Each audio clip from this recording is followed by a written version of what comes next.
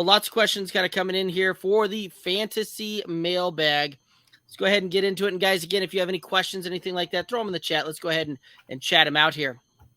Leadership lessons need a streaming tight end option this week. Leadership lessons kind of has that perpetual question in there.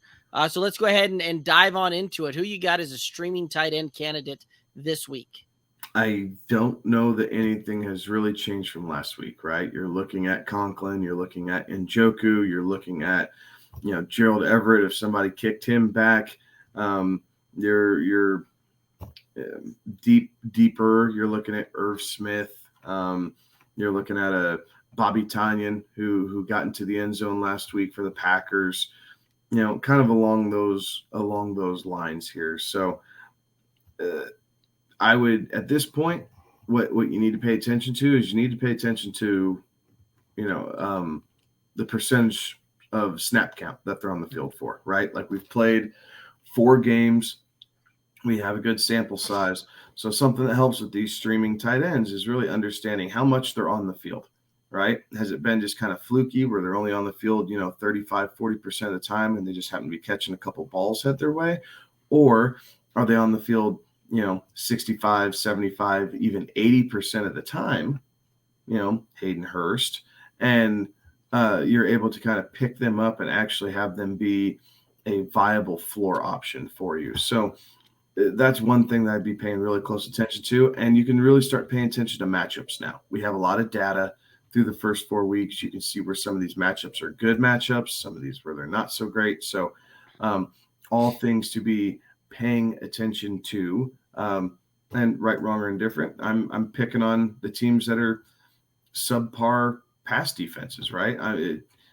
If you're going up against Seattle, that's a tight end I'm looking at streaming. If you're going up against Detroit, that's another tight end I'm looking to stream. So Miami's another one as well. Miami. So all these things are kind of what you can use as tools and information to be able to make the best decision and not just look at the projected total and say, yeah, this is the guy I want. Right. And excuse me, that's a lot of what we do when we talk about streaming tight ends and where we come through with our streaming tight end candidates there, right? David Njoku, not on many waiver wires. He was definitely picked up in most of them heading through there. So you're kind of looking at it right now, and guys that are less than 50% rostered out there. I'm looking at guys like Tyler Conklin, who's still out there, which is amazing that Tyler Conklin's still on the waiver wire this late into the season with everything that he's been doing. That was one that you and I had called before the season even started, saying this was a late round tight end guy that you needed to be having an eye on. I know a lot of folks are looking at Mo Alley-Cox coming off of his monstrous day this last week, seeing if they can parlay that. That's one that I'm not necessarily looking to try and chase there. I wouldn't mind doing that if I had to, but Hunter Henry's another one out there that he's playing Detroit. The matchup is prime there. You may see the tight ends more heavily utilized in this matchup. Mac Jones may still not be able to go. I don't think we're going to see Brian Hoyer, so we may get Bailey Zappi yet again in this one.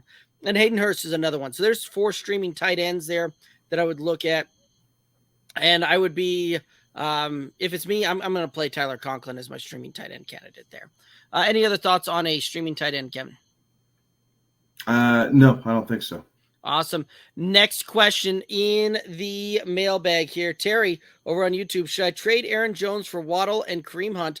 Current team, Russ, Mixon, Aaron Jones, Cooper Kupp, Mike Williams, Njoku, Sutton. The bench, they got Trevor Lawrence, Pierce, B-Rob, Swift, Thielen, E. Moore, and Dobbs. Thoughts on this one? I guess you can. You kind of lose your balance, honestly. Like you're bringing in another receiver. You're already really deep at wide receiver. And you're not really, you're sacrificing upper end depth with Aaron Jones, right? And getting Kareem Hunt. And not that Hunt can't do a good job for you, but we've seen even when Chubb goes down, Hunt doesn't fill that Nick Chubb role. They bring another guy in.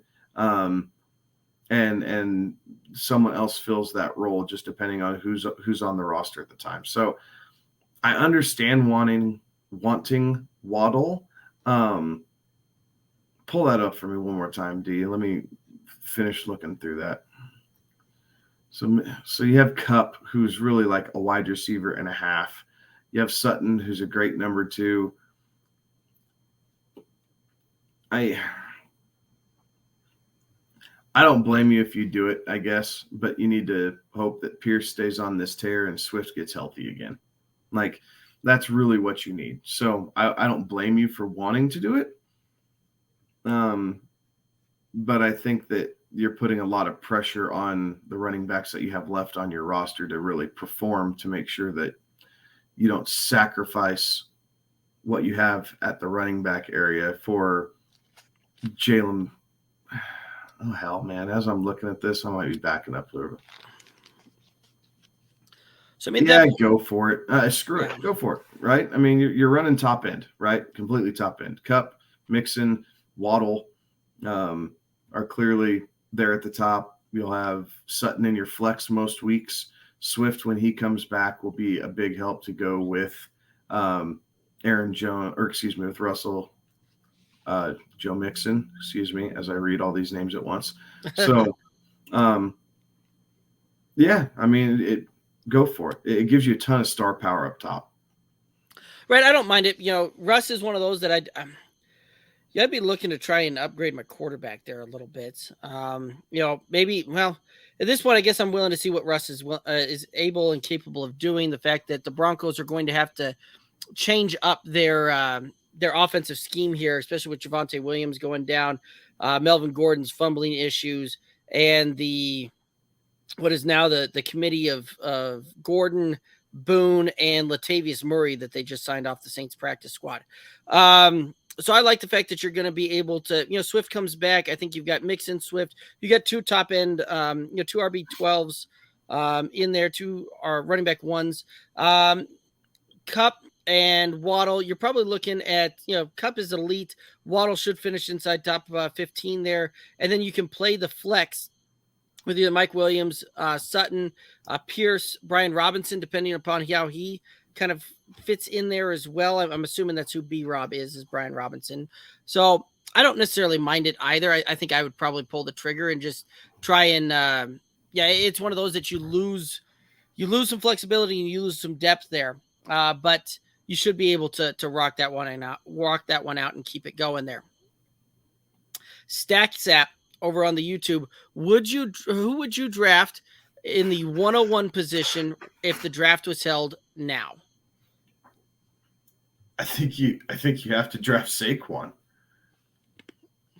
Like, depending on format, Saquon, Nick Chubb, I think are kind of the two top options there. If you're going running back, obviously right. Quarterbacks haven't changed a whole heck of a lot, right? You got Allen, Lamar's up there, Mahomes is still up there, Jalen Hurts, right? He probably moves up your rankings a little bit, but now you're getting into super flex talk. So just in a standard half-point league with a single quarterback, I think it's got to be Saquon or Cooper Kupp. One or the other. It's Saquon or Cooper Kupp. I mean, you'd be tough pressed to go either way, right? Like Nick Chubb leading the way in half-point PPR scoring on a points per game at 20.7 points per game. Saquon very close behind him at 19.6.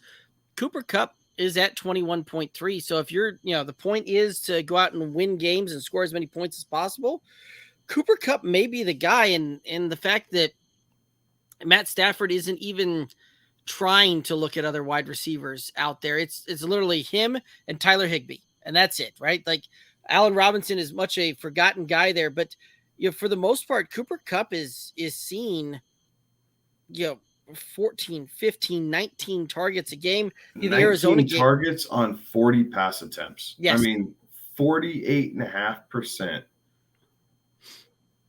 target share. Like right. That is absolutely insane. Right. Like it is absolutely otherworldly, the amount of volume that he gets. Now, a lot of the problem is it's not explosive plays. It's not down the field plays. It's not anything like that, but he's getting the volume and the opportunities that typically we see reserved for running backs. And you'll see similar, he'll put up more yardage than that, because a great day for a running back is 5 yards a clip. Cooper Kupp's going to get, 9-10 yards a clip as far as, his receptions go. So it seems to be pretty easy for him just to put up 100-yard games there. And he falls into the end zone, which he's already got 3 touchdowns through 4 games. Like, there's bonus points in there too. So I can certainly see going the Cooper Kupp route. I probably, right, I've got a hard time drafting a wide receiver number 1 overall there. So personally, I'm gonna lean either the Nick Chubb or the Saquon route. Probably with the Saquon, just because I think that he'll end up seeing more total opportunities when it's all said and done there. So great question though. I like it. Let's go ahead and head to the next one. Trade question coming in here. This one is a redraft. And the details I got given on that as well were a half-point PPR style scoring. So Marcus Mariota, Michael Thomas, DJ Moore on one side, trading that away for Jared Goff, CeeDee Lamb. What are your thoughts here? I want the Goff and Lamb side all day, and it's not even really close for me. Okay. Goff right now is QB5. Mm-hmm. But Detroit has needed every single bit of that to even remain competitive in these games, right? So, and now he's shown he can do it with or without Amon-Ra St. Brown. Right.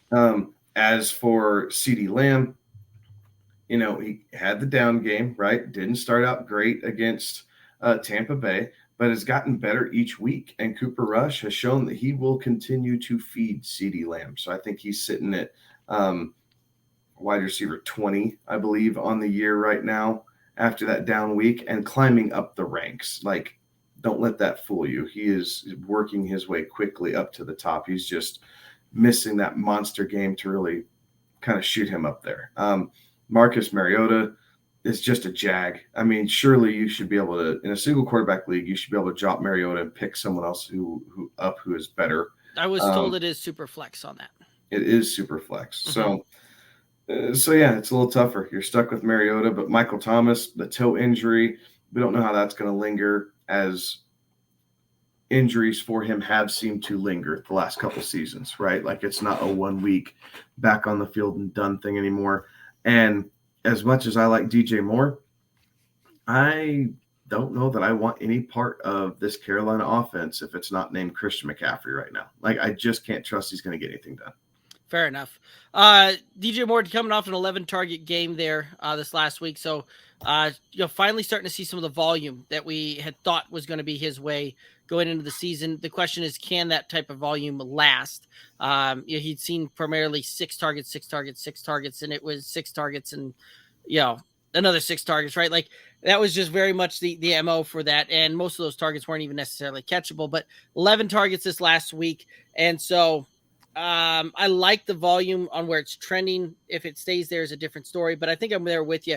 One of the other things that they asked out there is if they swapped out CeeDee Lamb and went after like a Keenan Allen type of deal, right? Somebody else kind of coming off of an injury, not necessarily sure how you're going to look. Some of that. Does that narrow the gap for you? And if so, how much?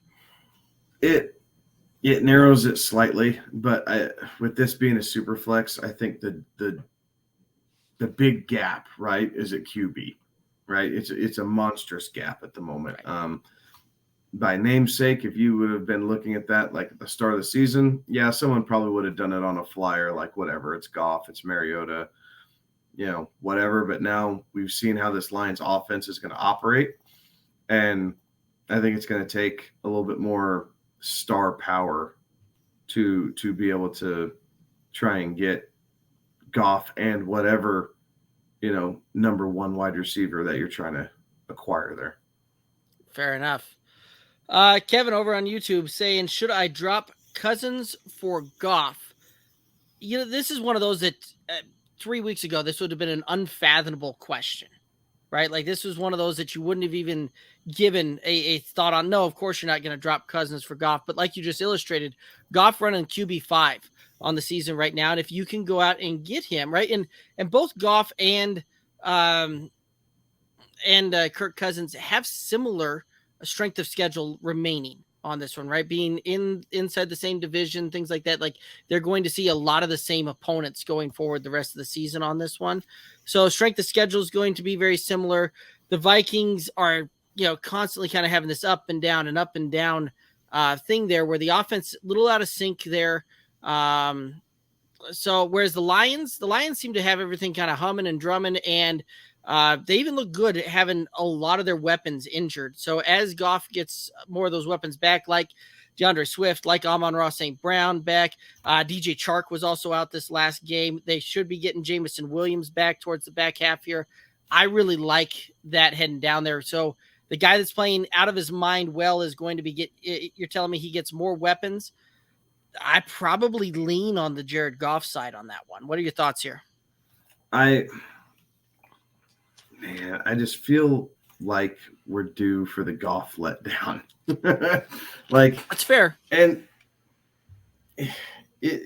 it's hard to pull, right? And I think part of it is, again, taking a step back and taking the names out of it, right? Jared Goff has thrown for 11 touchdowns through 4 weeks. 8 of those touchdowns have come in 2 of those weeks, right? So, wonky math a little bit, but he's had some great matchups to be able to do that. But I think I do edge Goff out by a hair. Like I think he continues to produce at a slightly higher clip.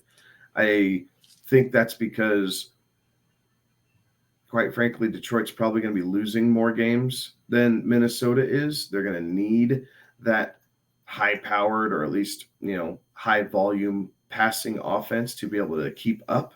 And I think both quarterbacks are going to have games where they completely fall flat eventually, right? Goff will have a bad game. There's just no way he keeps this clip up for an entire season. Kirk Cousins, we saw kind of his worst against Philadelphia. And then we've seen, one of his best games against Green Bay to open the season. So it really depends on how you want to weigh it. But I think I do edge Goff out by a hair. But by the time the season's done and over with, I think these two are pretty stinking close in the rankings. I think you're right. And I'm kind of looking it up here, right? So kind of going through some of the schedules here. Jared Goff, and I'm really looking weeks 14, 15, 16, 17, right? So typically the last week to make it into the playoffs, right? If you're coming down to the end of that thing. And then 15, 16, 17, you're talking playoffs and championship week there. Week 14, Goff up against Minnesota. A little bit tougher matchup there for him. Then he's got the Jets, Carolina, Chicago. So big plus matchup, kind of an average matchup, and then Chicago a plus matchup there again. Now, let's take a look here at Cousins and see how that kind of sways things, because I think he's got a little bit easier matchup, same stretch. Week 14, he's got Detroit, so plus matchup there. Then Indy, kind of an average. The Giants, average to decent matchup there. And then Green Bay's been a plus matchup for quarterbacks there. Kind of looking through that last little bit there. Anything that may change that thought for you? No, I think I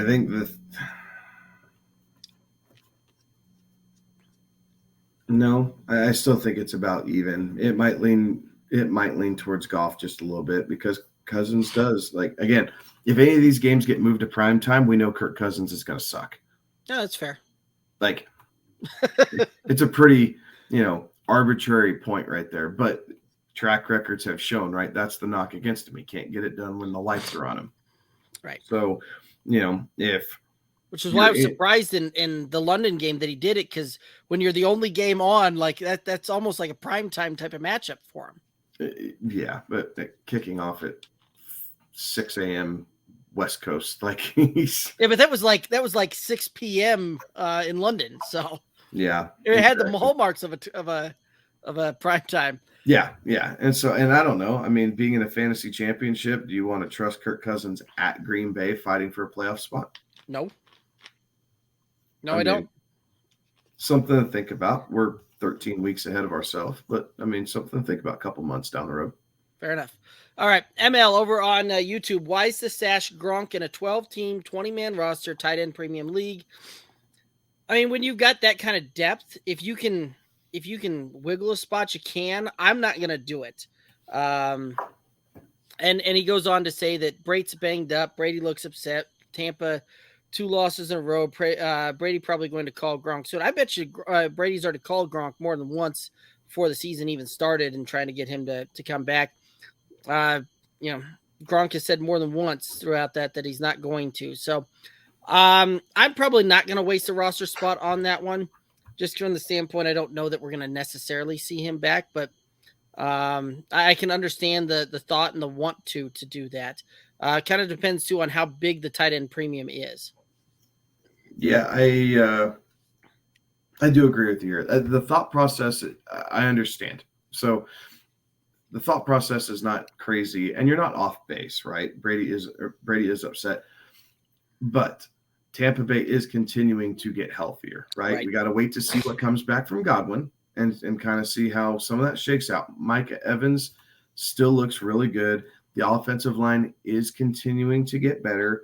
And they do have Russell Gage, and they do have Julio Jones in a limited capacity, but Julio, I think Tampa Bay is going to be fine. I think they're finding themselves a little bit. They're just trying to figure some things out.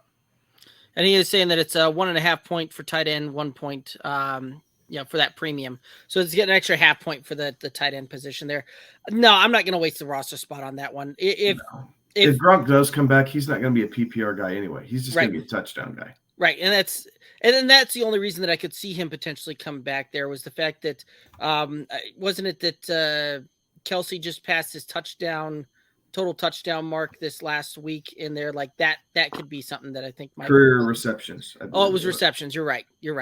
That could be the only thing that I could see potentially trying to pull him back. But at that point, right, it's who wants to play longer on that one. It seems like Kelsey at this point has a little bit more want to play longer on this one. So no, ML, okay. So if I'm out there, most of those leagues are also fab type of leagues. If that's the way you want to go, I'm not going to worry about stashing him. If he comes back and that announcement gets made, I'll spend up on the fab there. I'm not going to waste a roster spot in the meantime. ML also saying he was thinking it was receiving yards as well. So I was wrong. Receiving yards, both of you guys correct. I like it.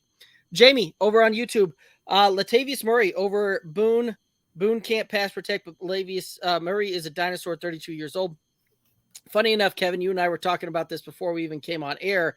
I think Latavius Murray will edge out Boone in this deal here. And yeah, he looked good this last week. Looked all right there playing for the Saints. Yeah, the Broncos didn't waste much time to go out and try and get this guy and bring him in. Murray's 32 years old, but he's not had a big run. Like, it's not like you're taking a 32-year-old running back who's been the bell cow of a team. Like when Adrian Peterson was 32. Exactly, right? I mean, you're not getting that type of guy. He does run a little bit more upright, but he did look good. He's hitting holes. He's a guy that you can trust, right? He did a decent job for Baltimore last year, filling in a role similar to this, right? You had Dobbins go down, Murray came in, and it's honestly, so first of all, I would take Murray. Second of all, he's going to instantly become the number 2 guy. And if Melvin Gordon can't keep the football from hitting the damn ground, Murray's going to take over and be the starting running back of the Denver Broncos, guys. Right. Like, he just will be.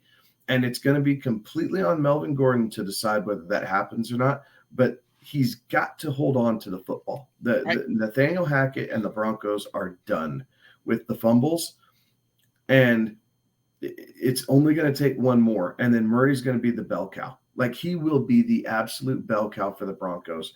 You might see him switch to more of a passing attack, but he'll see 75, 80% of the carries. Boone will take up 10%, and you'll see Melvin Gordon swap up for like five plays a game. Like, the Broncos are that pissed off right now. Yeah, Broncos Nation, Broncos country, I'm not at all happy there as well. You should have seen you should have heard the talk radio. I know we've got folks tuning in all over that, but Kevin and I both out here in Colorado, the Broncos are the hometown team here. You should have heard the talk radio going on right after that loss on Sunday there. It was it was almost to the point where they had to keep hitting the radio dump button just for callers to be able to say things on the air about it. Like it was bad. So I'm right there with you. You know what helps not losing football games? You don't give up 32 points and 144 yards to Josh Jacobs. That's also true. Fans need to take a step back. And me being one, yes, I'm frustrated about that fumble and the fact that the Raiders returned it. I'm more frustrated about the fact that we gave up a career-high yardage to Josh Jacobs, another 2 touchdowns to Josh Jacobs, and we gave up 32 points to arguably they might have been the second best offense we've seen all season long. The Niners offense, I think, is better than the Raiders. Yeah. It's a little bit more conventional with the running game and everything else, but still, how do you stop what the Niners want to do and then give up everything on the Raiders? So it just so frustrated with that defense right now. Melvin Gordon is right behind him, but my first and foremost frustration is on those guys on the front line. Quit getting pushed around and acting like a bunch of sissies. Well, it's also some of that too, that you're not attacking the middle of the field, right? When you see that, you see all of these out routes, you see all of these things with some cover shell on this thing and a lot of zone in that, and you're not actually attacking the holes in the zone and really forcing a team to come out of their game plan there. So anyway, you and I can talk about this one all night, and we could really get into the weeds on this one, but let's go ahead and get back into some of the questions here. Anton, over on YouTube, I have Russ, CMC, Dobbins, Lamb, Waddle, Andrews, London. On the bench, he's got Godwin, Dobbs, Dameon Pierce, Michael Carter, Ken Walker, Pickens, Jamison Williams. Where should I look to upgrade? So, Anton, if you've got some more details in this one, I would love to hear, if it's a half point, is a full point PPR, what's the, what kind of league are we talking about? Is this an 8, 10, 12 person league out there? Because I see a lot of name power here on this one. Typically something that I would see more of an 8 or a 10-man league than a 12-man league, if you can hit us up with some of that. But quarterback would be one of the things I'm looking to make over quickly. Half point 12. I don't know that I'm giving up a whole lot here. Like I don't. I think Michael Carter and Ken Walker might be the pieces that you can upgrade on, right? Mm-hmm. I think I would take a flyer on Brian Robinson if he's out there over probably Kenneth Walker, honestly. Seattle's offense just isn't built to run the football right now. But other than that, to upgrade at quarterback, you're going to have to give up pieces that you already have. And I don't know that you want to, right? Dubs is emerging in this Green Bay offense. Pierce has had 2 back-to-back really good weeks for the Texans. I think George Pickens, he's going to have a tough stretch here coming up, right? The Steelers' schedule is brutal for about the next 4 weeks.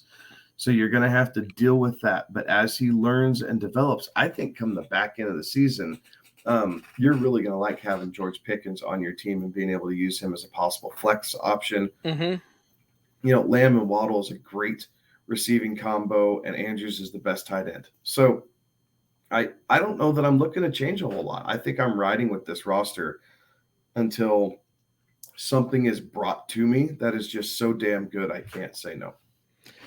Right. I mean, I'm looking at that. CMC Dobbins is really looked good this last week, so I'm not looking to you're going to have a hard time necessarily doing that, and couple him with Pierce. I mean, you've got a very solid running back too that you can swap out there with a little bit of depth on that one. Lamb, Waddle, both of those guys will be top 20 receivers when it's all said and done at the floor.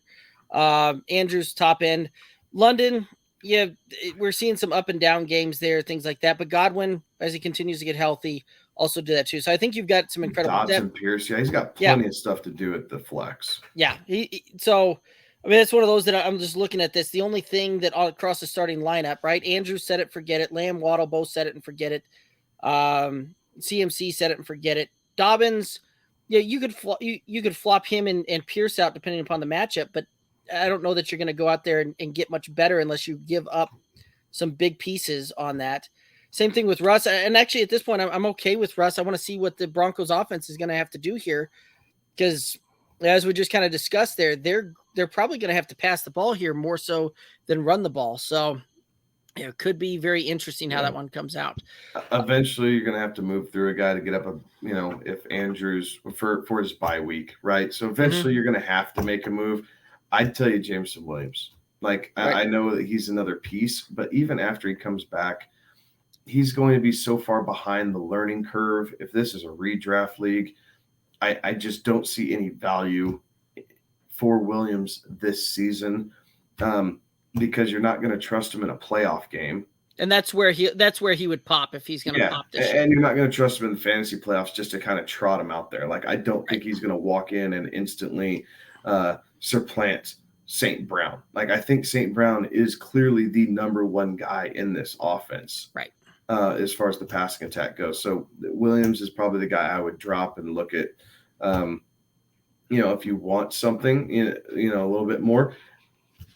As crazy as it sounds, Corey Davis is like wide receiver 26 right now. Yep.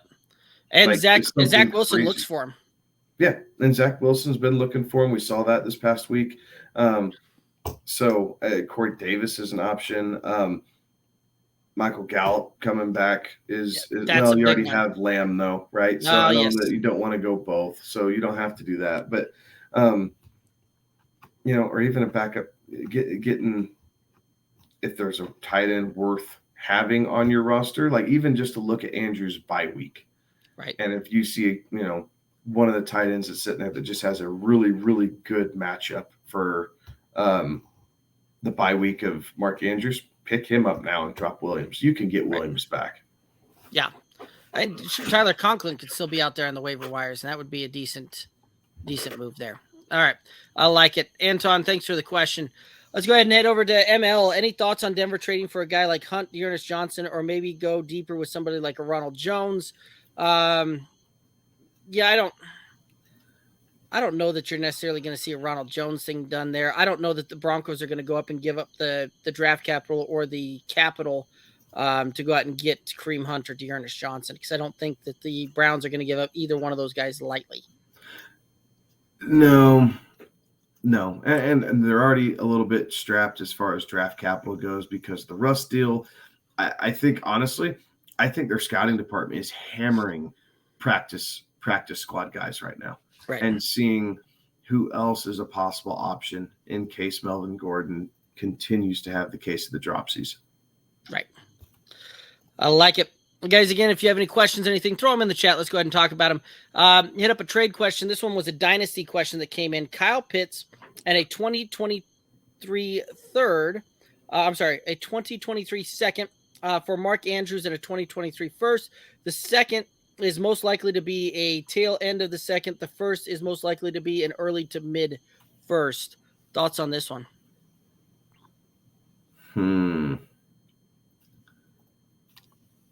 I think I'm staying with Andrews, right? Looking at that 3-year window, I think Andrews is the better prospect, and you end up getting a first-round pick out of that. Yeah, Kyle Pitts will be great 5-6 years from now, but we have no idea what Atlanta's doing at quarterback. We don't know if Desmond Ridder is going to step in at any time soon. We don't know if they're going to turn around and draft another guy in the first round, this upcoming draft and start this process all over again. I like Kyle Pitts. I'm a Kyle Pitts owner in our home league, but I am so unbearably frustrated with him right now. And really it's Mariota not giving him the damn ball. So I'm shaking at how irritated I am at the moment. So luckily I have David Njoku.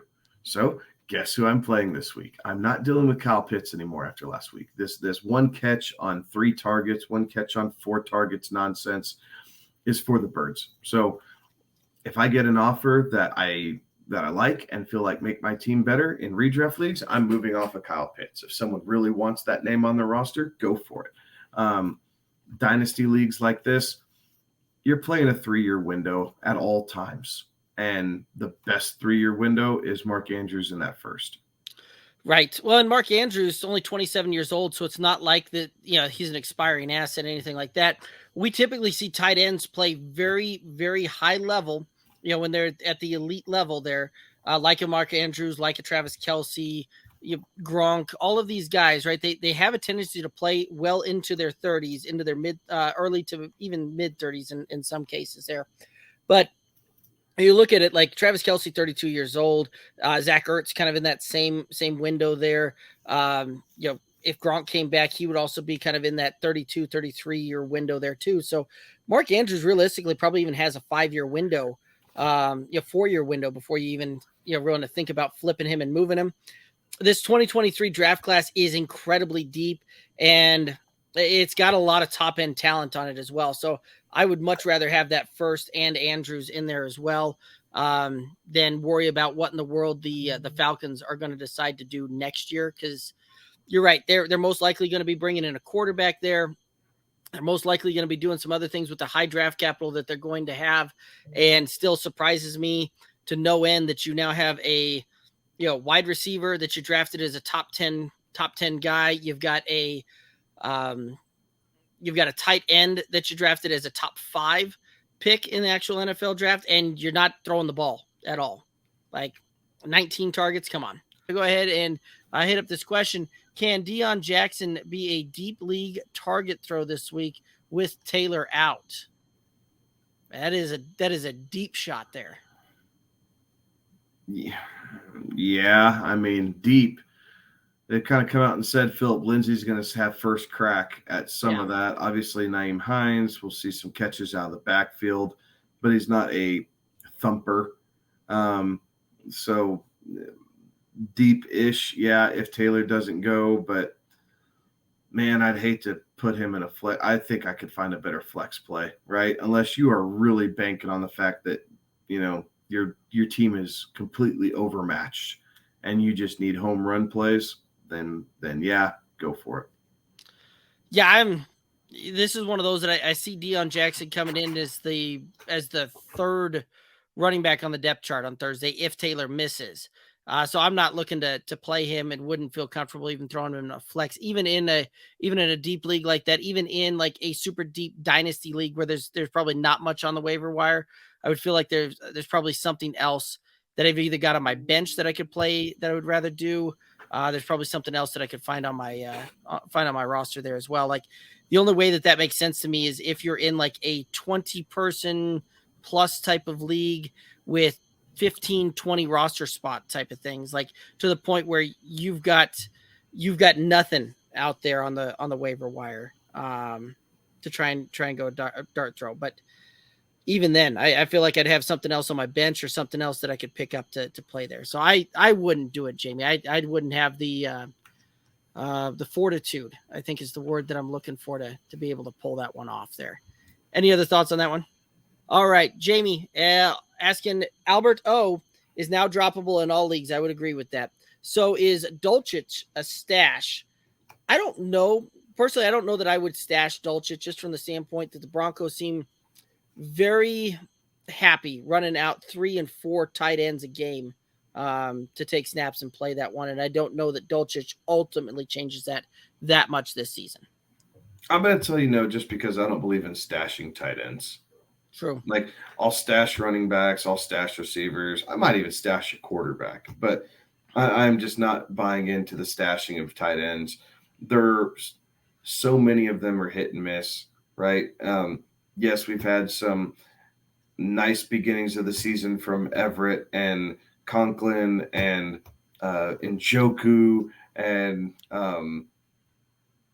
Hayden Hurst, but we've also had duds, right? Like we've had bad weeks from Kyle Pitts. We've had terrible weeks from TJ Hawkinson. We've had Irv Smith Jr. completely disappear. Dalton Schultz gets hurt, right? Dallas Goedert last week didn't do a whole hell of a lot. So, if you don't have Kelce or Andrews, you're pretty much looking for the best playable option each week.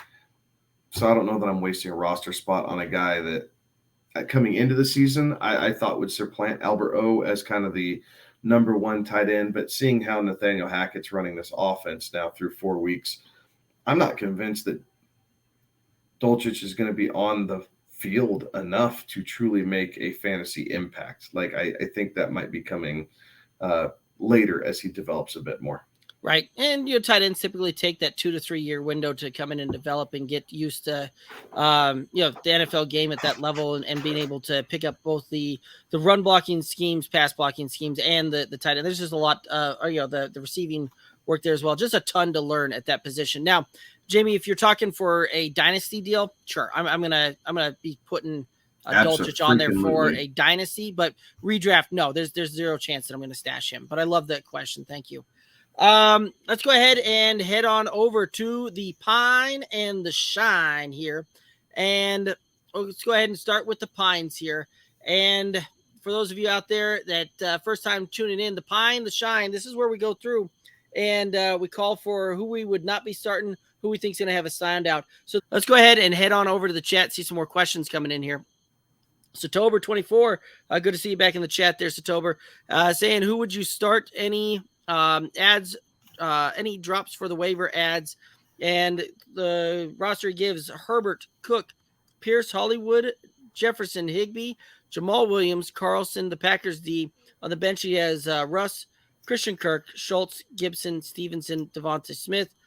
I think you should be playing Ramondre Stevenson this week if you can figure out a way to get him in there. Yeah, especially if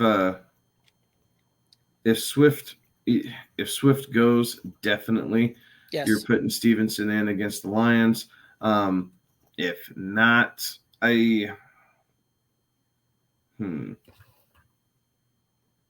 for the life of me cannot remember who's Jacksonville's playing this week. Derek, do you happen to know?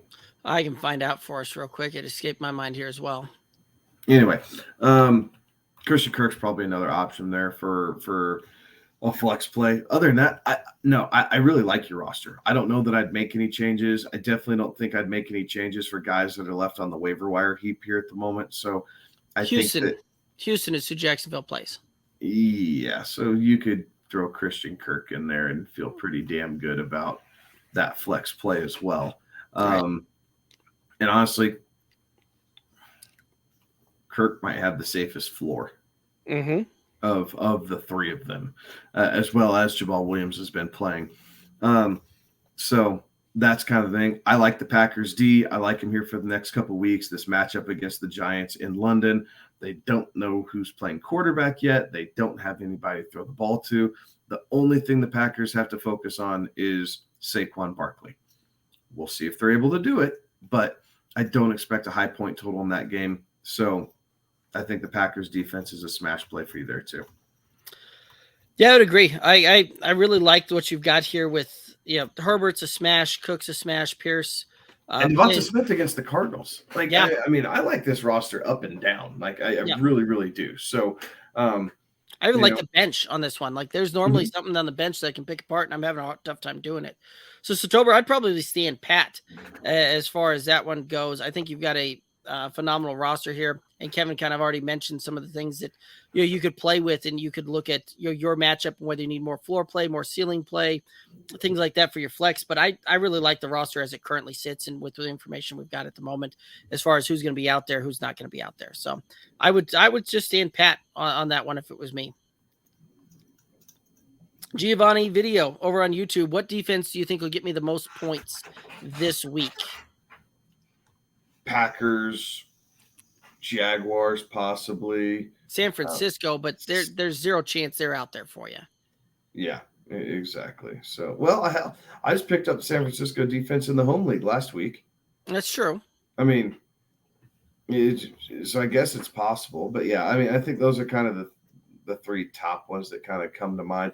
Tampa Bay going up against Atlanta. I think all those are pretty safe plays there for defense that could get you some points. The Buffalo against the Steelers, I like that one too this week. But if you're looking to pick up a defense, Buffalo's definitely not sitting out there. Right. The Vikings are one that's out there that'll might most likely be out there. They've got a very prime matchup against the Chicago Bears. Like that's one, if you needed to stream somebody, they would likely be out there. A lot of the other ones we've touched on, I don't think will necessarily be out there, but Yeah, the Dolphins against the Jets, that might not be a bad one either if you needed to stream something too. But as far as giving it up through the air, though, true. I mean, their offense isn't going to be able to control the game the same with 10. You're right. I didn't think that part through because they have already said that Tua is going to be officially out on that one. Yeah, so I think stay away from the Dolphins this week. So a couple different options out there for sure. Right. So, Shane over on YouTube, Lazard. Yeah. Hands down, smash, not even a question. Yeah, I don't. And then we asked the same. Okay, yeah, it's absolutely Alan Lazard. And moving on. Jamie, Panthers game also has the lowest over under on the slate, so there won't be that many scoring opportunities for CMC. I think he's commenting on back to your pine there, and I think he's liking your thought process there. So thanks for the comment there, Jamie. That's what I'm banking on. Right. We already talked that one there. Mo Diesel over on YouTube. Do I waste my number one waiver spot for Mike Boone? No. Or do I save it? Or do I take Boone's, Heinz, or Rashad White half PPR? I'm not wasting on Mike Boone. No, absolutely not. We talked about this one a little bit earlier on when we were talking about it. Both Kevin and I are the opinion that Latavius Murray will supplant Mike Boone. Maybe in a week or two on this Denver roster here for that.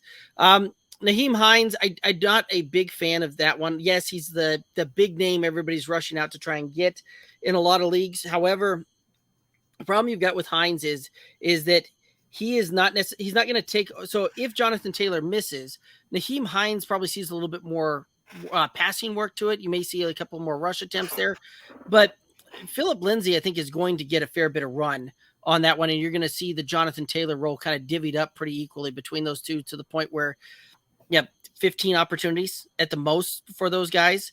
I think you see Denver really ratchet down and try and hold the line on the rushing game after just getting embarrassed by Josh Jacobs. So I think you see a get right game on the ground for them this week. So I'm not necessarily looking to go with Nahim Heinz or Rashad White. Man, I get where people are kind of coming from on that one, but that's a Leonard Fournette show. And I don't know that I'm wanting to waste my number one waiver spot for any of those guys. Any other thoughts on that one? No, I think you're spot on. Got Jamie saying his favorite defenses are Buffalo, Tampa Bay, San Francisco, Green Bay, Minnesota. Will have great matchups against bad offenses. Absolutely. So Tuber saying, yes, sir. Thank you. I'll revisit later in the week, going for a third straight championship. That's what we like to hear. That's what we like to see is all about that cash and trophies. Go get it. Giovanni Video, what kicker will get me the most points in an 8-person league? So kicker, what do you got here? Justin Tucker is going to be the guy that you're starting there if he's out there, but if not, Matt Gay from the Rams, Robbie Gould, San Francisco. I think both of those guys are fine plays there. Excuse me. I think honestly McManus for the Broncos is a possible option here playing Thursday night. I think another possible option is here's a crazy one for you. You ready? Yeah. Riley Patterson, the Jaguars kickers against Houston. Yeah. Brett Maher for the Cowboys going up against the Rams. Yep. I mean, hell, even was it Cade York for Cleveland going up against the Chargers, who have been giving up defense or giving up points lately. So I think there's a lot of different options.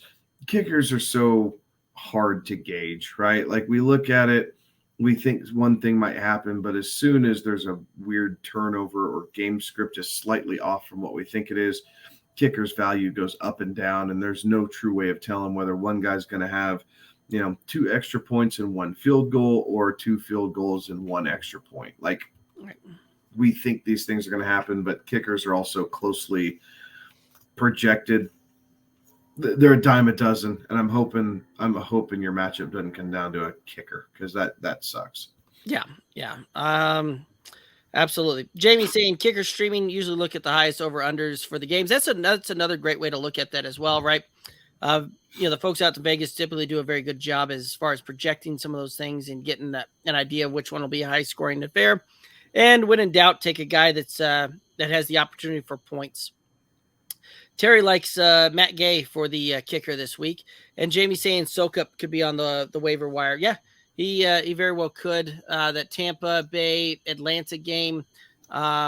I don't know that you're going to see much in the way of. I think that you're going to see Tampa Bay scoring touchdowns in that one more so than kicking field goals. But Kevin, I do believe that that's going to take us down here to the end of it, unless we get some more questions coming in here. Any other thoughts out there? Final thoughts out there for the viewers and listeners?